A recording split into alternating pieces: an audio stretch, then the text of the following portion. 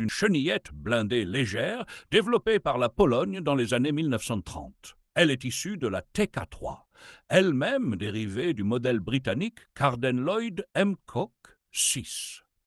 Produite par les usines Państwowe Zakłady Inżynierii, la TKS fut mise en service à partir de 1933 avec environ 175 exemplaires fabriqués avant le déclenchement de la Seconde Guerre mondiale. Conçue pour des missions de reconnaissance et de soutien à l'infanterie, la TKS était un petit véhicule blindé avec un équipage de 2 hommes. Elle était dotée d'un blindage de 4 à 10 mm et, dans sa version de base, armée d'une mitrailleuse de 7,92 mm. Cependant, face à la menace croissante des blindés ennemis, environ 20 TKS furent modifiés pour recevoir un canon automatique de 20 mm NKM WZ-38 FK capable de détruire des chars légers.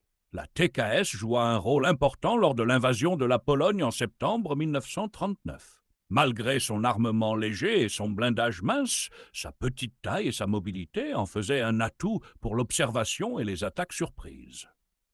L'un de ses faits d'armes les plus célèbres est attribué au cadet Edmund Roman Orlik, qui parvint à détruire plusieurs chars ennemis avec une TKS équipée du canon de 20 mm lors de la bataille de Posiesza.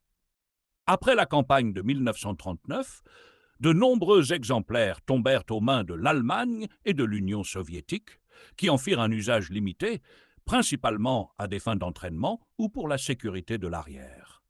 Certaines TKS capturées furent même utilisées par les forces slovaques alliées à l'Allemagne. Aujourd'hui, plusieurs TKS sont conservées dans des musées en Pologne, notamment à Varsovie et à Poznań, symbole de l'effort technologique polonais de l'entre-deux-guerres.